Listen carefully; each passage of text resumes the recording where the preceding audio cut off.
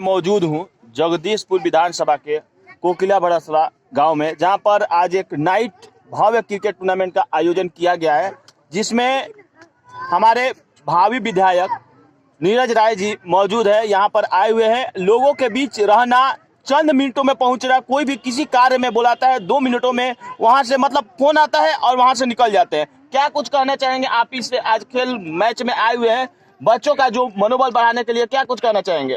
देखिए, ये तो हमारे पंचायत का सौभाग्य है कि ऐसे ऐसे कार्यक्रम को हम लोग करते हैं, और जो साहस दिखाया जाता है बच्चों के प्रति और उनके युवाओं में जो प्रोत्साहन मिलता है, वो हम पूरी कोशिश करते हैं कि हर तरह से हम उसके बीच में रहें। और मेरा हर मकसद तैयारी रहता है कि समय के साथ और बदलाव भी होना चाहिए, और युवा ही तो देश के भविष्य हैं। तो इनके साथ समय में देरी ना हो, समय के साथ चले हम लोग। और जो क्रिकेट मैच है, इससे बहुत सारे फ़ायदे हैं। पहला कि व्यायाम का एक रूप हो जाता है। दूसरा, इसमें जब लोग भाग लेते हैं तो यहाँ से बढ़ करके आगे की ओर उनकी रणनीति। जी। तो ये प्रोत्साहन कैसे मिलेगा? ये प्रोत्साहन मिलने के लिए अपने समाज के जो प्रखर लोग हैं उनके साथ तो जुड़ना पड़ेगा। इन्हीं सब कारणों के कारण हम यहाँ पर आए हुए हैं। यहाँ जो मैच ये लोग करा रहे हैं, शॉर्ट बाउंड्री करा रहे हैं, क्योंकि फील्ड वगैरह का दिक्कत होगा हमको लग रहा है। जहाँ तक अगर आप यहाँ से इस विधानसभा से अगर जीतते हैं तो बच्चों के लिए मतलब फील्ड देने का कार्य करेंगे, मतलब फील्ड। देखिए, ये हमारे मास्टर प्लान में तैयार है। हमारे रोड मैप में सबसे पहला जो है वो जो जगदीशपुर का किला है उसको पर्यटन स्थल घोषित करवाना है। और उसके बाद जो है हमारा युवाओं के प्रति ही है कि उनके लिए एक अच्छी खेल व्यवस्था की जाए। उसके लिए जो मैदान होना चाहिए वो बेहतर से बेहतर मैदान हो, जो कि अलग जगह पे जा कर के खेलना पड़ता है। यदि वो हमारे यहाँ हो तो हमारे जो युवा बाहर जाते हैं वो यहीं अपनी पूरी तैयारी करेंगे और बड़े बड़े मैच में जाकर के खेलेंगे। जी, वही मजबूरियां बनी रहती है बच्चों के साथ। अगर वो एक अच्छा स्टेडियम हमको चाहिए, और वो स्टेडियम हम पूरी प्लान कर रहे हैं कि वो स्टेडियम जल्द से जल्द किया जाए। ऐसा नहीं है कि जगदीशपुर में स्टेडियम नहीं है, लेकिन वो विधिवत हो। वहाँ पे ऐसा हो कि जब हम जाएं खेलने के लिए तो हमें गर्वान्वित महसूस हो। जैसे पटना में जाते हैं और भी जिले में जाते हैं तो बहुत सारा ऐसा होता है कि देखने का हमको लगता है कि भाई हमारे यहाँ नहीं है, हमको उतना दूर जाने में कठिनाई होती है। तो यदि हमारे विधानसभा में यदि बढ़िया स्टेडियम हो तो फिर किसी भी प्रकार की दिक्कत नहीं होगी, और इस खेल में और भी आगे बढ़ चढ़ के हिस्सा लिया जा सकता है। जी।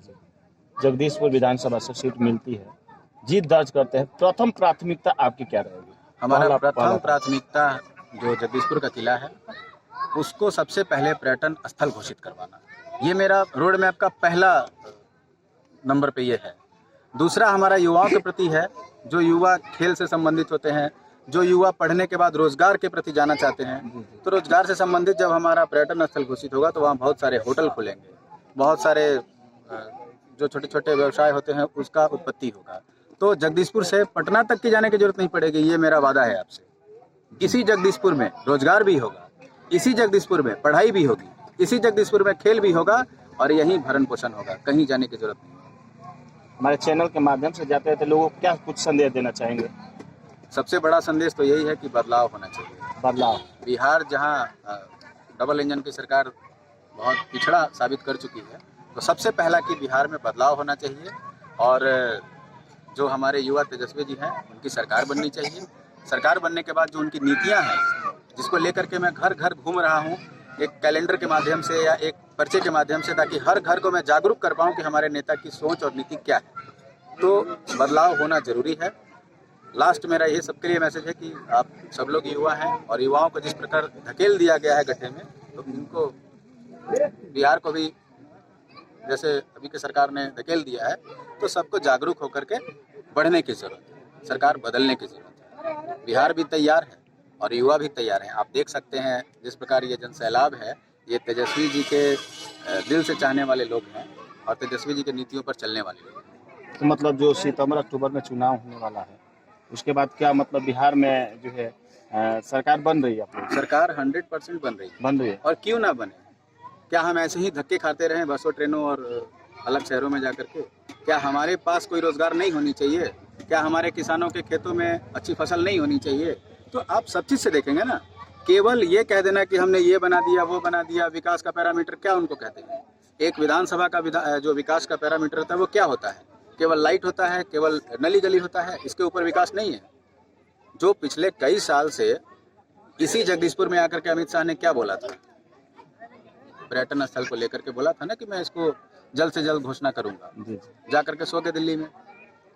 तो हम लोग को ऐसी सरकार नहीं चाहिए, हमको वैसी सरकार चाहिए जो कहे वो करे, और वो है हमारे तेजस्वी जी। वो जो कहते हैं वो करते हैं, और सबने देख लिया है। आज जो 17 महीने कार्यकाल मिला हम लोगों को, तो हम लोगों ने क्या किया है ये आप भी बखूबी जानते हैं और पूरी बिहार ये जानती है। तो 17 महीने में जब लाखों नौकरियां दी जा चुकी है, तो आने वाले जब 5 साल होंगे तो कितने लाख नौकरी होगी, और कहीं बिहार से पलायन करने की जरूरत नहीं होगी। ये तेजस्वी जी का वादा है और संकल्प है। ठीक है, धन्यवाद।